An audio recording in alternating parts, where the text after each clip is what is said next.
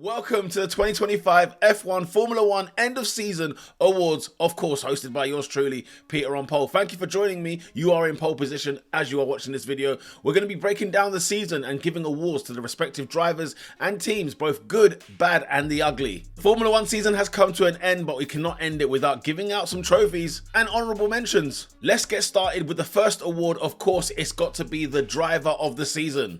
And it can be nobody else other than Lando Norris. I did in my predictions at the start of the season, I said Lando Norris will win the Formula One Championship, and he has succeeded in doing so. Absolutely phenomenal. He's been brilliant this season, 7 race wins, and in the end he got the most points, making him the Formula One World Champion, a brand new champion in Formula One. On top of those 7 race wins, Lando Norris also got 7 pole positions. And here's where he clinched the title. He got 18 podiums, the most of anybody this season. Team of the year, it has to go to the McLaren boys. Yes, Papaya have gone back to back in terms of winning the Constructors' Championship. They've done it again. They were absolutely flawless this time round. No team was anywhere near catching them. 833 points to Mercedes 469. That was P2 in the Constructors' Championship. McLaren was simply gone. As I mentioned, Lando Norris, 18 podiums. Guess what? Oscar Piastri, 16 podiums. 7 race wins for Lando Norris, 7 race wins for Oscar Piastri. And 6 pole positions as well for Oscar Piastri, next to Lando Norris's 7. McLaren was simply sensational. They were absolutely outstanding this season.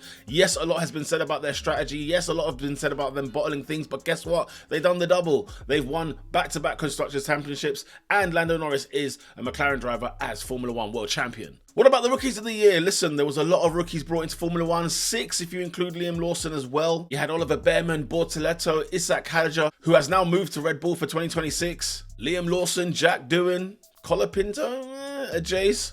But the man of the year, it has to be said, the Rookie of the Season has got to go to Kimi Antonelli. 3 podiums in his first season, albeit in a Mercedes. You still got to deliver the car. Ask Yuki Tsunoda what's going on at Red Bull. He finished 6 points behind Lewis Hamilton in the Drivers' Championship. That is no mean feat. He was P7 in the Drivers' Championship, and he had 15 race points finishes out of the 24 in this season. For your first year, Kimi Antonelli, hats off to you. We saw a P3 and a P2 this season. He's been absolutely brilliant. He's gone through it all, to be fair. He's had to learn from the ups and downs, but I tell you what, he has overcome, and we have to give credit where credit is due. The most improved driver in 2025, I'm going to give it to Oscar Piastri. Why? Because Oscar Piastri last season was a bit off it in terms of the pace between him and Lando Norris. But this season, my goodness, the guy started off like a house on fire. He had a bit of a Western supermare in the Australian Grand Prix. But after that, this man started racking up wins after wins. Like I mentioned, he had 6 pole positions this season, 7 race wins, compared to last year where he got 1 race win and he wasn't really doing much in qualifying. Oscar Piastri, when he was on it, when he was on his game, he was actually unstoppable. Once he was on pole position, he never looked back. The guy was absolutely brilliant. He was so consistent for most parts of the season. But when he went through the mire and he went through that drought, it was unfortunate for him. But then at the very end, he did come back once again from Vegas, Qatar, and then Abu Dhabi. Oscar Piastri, for me, is the most improved driver of the season. The most improved team of the season, it's got to be Williams, P5 in the Constructors' Championship. What are we talking about here? Bear this in mind, in the last 7 seasons, they finished, P9, P10 in the Constructors, at least 5 of those 7. They're P5 this year, they've got 2 podiums, excuse me? Thank you very much, Williams. We will take that. And bear this in mind, Carlos Sainz has got more podiums than Lewis Hamilton at Ferrari. Bear in mind, Carlos Sainz was sacked by Ferrari for Lewis Hamilton. And I tell you what, Carlos Sainz and James Vowles did say they'll be better than Ferrari in 2025. And I made a video about it and I wasn't too sure, but I thought if they're going to be talking smack like this, there must be something happening behind the scenes. And lo and behold it, who's had the better season? Lewis Hamilton, Carlos Sainz, Alex Albon? It's got to be the Williams pair. Fantastic work from James Vowles. Williams looking incredibly decent in 2025. God knows what they're going to look like in 26, 27. They might be the machine that we once knew them for winning Constructors' Championships. Let's talk about the best qualifier in Formula One. Who's got the most poles over the course of the season? You would think it would be the McLaren boys. Maybe it's going to be Lando Norris, who is your champion. Maybe Oscar Piastri, who was just as good as Lando Norris in 2025. But I tell you who it's going to be. It's Max Verstappen. What is going on there? He's got 8 pole positions. The guy was simply lovely. Max Verstappen proved that no matter what kind of Red Bull there was, because even when the Red Bull was absolutely Kieran Dyer, he was still getting pole positions. I think back to Japan, I think to myself, how on earth was he getting on pole position and winning races? Same thing in Imola. But I tell you what, Max Verstappen was absolutely sensational, regardless of what type of Red Bull car we had. The most underrated driver in 2025 has got to be Carlos Sainz. Absolutely, people are only talking about Sainz today, but I was saying it throughout the whole course of the season when he was working his way, finding his way in that Williams. When he made that decision to go to Williams over, say, a Sauber, for example, people had their eyebrows raised. But of course, the project that James Vowles had sold to Carlos Sainz, the man was plugging away points. Everybody was talking about how great Alex Albon was, and don't get me wrong, at the start of the season, during the course up to the middle part of the season, Alex Albon was having a much better time of it than Carlos Sainz. But as the season went on and as maturity matures, Mr. Carlos Sainz comes through and he's got 2 podiums in Formula 1 in 2025 in a Williams.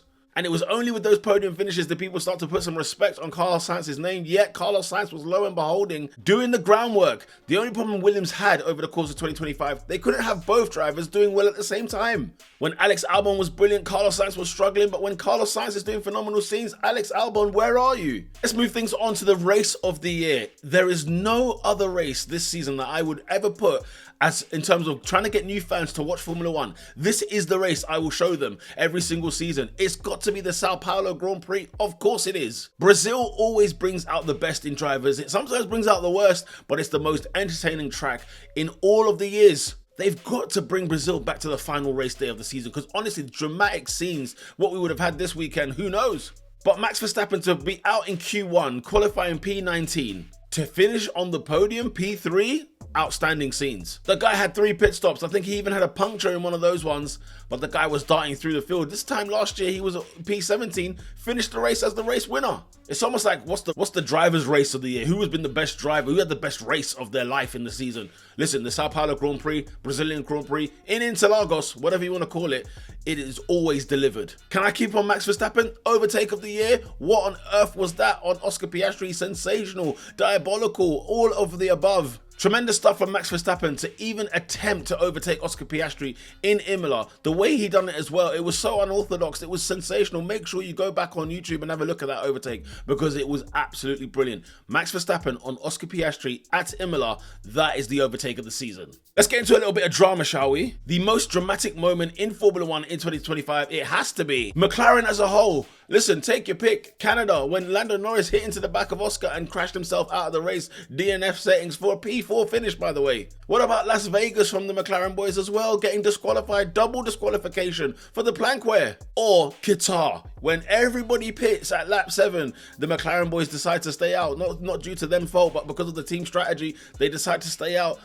And it was an absolute stinker. Threw away Oscar Piastri's win, and the only reason Max Verstappen was in the title race to come race 24 was because of the shenanigans like that. McLaren gave us some serious entertainment, but I cannot decide between the 3. But if I had to choose, it would probably be the Canadian Grand Prix, where Lando Norris hits his teammate, hits Oscar, and DNFs whilst Oscar still manages to hang on just about. But the fact that the 2 McLaren boys hit each other, I know they hit each other again in the US Grand Prix, but it was no fault of either one of them. But Canada, that was pure head loss from Lando Norris. The biggest shocking result of the season has got to be Nico Hülkenberg's podium. He finally got a podium at the British Grand Prix in Silverstone in the wet. Nico Hülkenberg, after God knows how many races, he finally gets a podium place. I genuinely thought his career would end without ever getting a podium, and that would have been a travesty in Formula 1. The biggest controversy, though, I have to say, is Oscar Piastri's penalties. Either the one in Brazil or the one at Silverstone, I think, was absolutely diabolical. What on earth were the FIA thinking there? The stewards were having an absolute stinker. But the one at Silverstone, I think it angers me still to this day. Oscar Piastri was, it was right there for him to go and take the win. The best team radio message has got to be as well Oscar Piastri at the end of the Qatar Grand Prix, where he had no words to say but utterly speechless. Not a lot was said, but there was so much drama and so much intensity in that comment. I was feeling for Oscar Piastri as much as the next guy, and I couldn't believe McLaren had fumbled that win. That was the moment I think Oscar knew the title was over for him. Let's get into some of the spicy creative stuff, shall we? Bottle of the year. Listen, I've said it already. McLaren in Qatar, I can't believe it still. They absolutely fumbled. But then again, McLaren double disqualification. I mean, how can they do that in Las Vegas? But I tell you what, Oscar Piastri not being pitted in Qatar was shambolic. What about the biggest disappointment of the year in 2025 in Formula One? It's got to be Lewis Hamilton at Ferrari. I cannot believe this did not work out. It was a dreadful year for Lewis Hamilton. I've never seen a man more dejected. I've seen a man more depressed than I have seen from Lewis Hamilton. Hamilton used to always lie to us and say that the car wasn't doing great when he was in the Mercedes days, still dominating races, still winning. But this is a different level. Ferrari seem to have broken this man.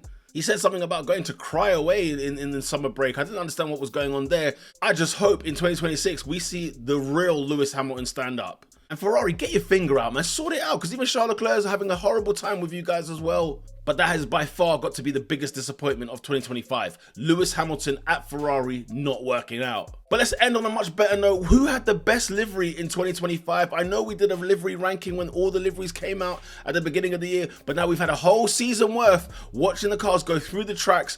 Who has been your favorite livery to see, to spot this season? The Racing Bulls, it looks tremendous. We can't believe that we're seeing all white cars again, especially with that Red Bull pattern. Always look beautiful, always look sensational. But I can't lie to you guys, I can't take my eyes off the Aston Martin. That colour is a cheat code. No matter what they do with their livery, I always love watching the Aston Martin colours. And I've grown to love this McLaren one. I think the McLaren one's quite underrated. It was the same as last year with a few little more hints. The all-win bit there as well, a little bit of the blue going on there, the teal colour if you will. But you know what, that McLaren just looks really nice. And it's the fact that it stands out, it's orange, it just pops. I absolutely love it. But if I had to choose my favourite livery of the season, it's got to be the Aston Martin. I'm just in love with that green colour. That racing green, I just love it, and I'm biased towards that every single season. There you have it. Those are the awards in 2025 for the Formula One season. Who do you think deserved their awards? Who do you think has been robbed in this session? Drop your arguments, your opinions in the comment section down below. If you've enjoyed this video, make sure you smash a like on the video and subscribe to the channel if you like Formula One content like this. And don't forget, 2026, brand new regulations. Guess what, guys? It's going to be absolute carnage. So make sure you keep it locked here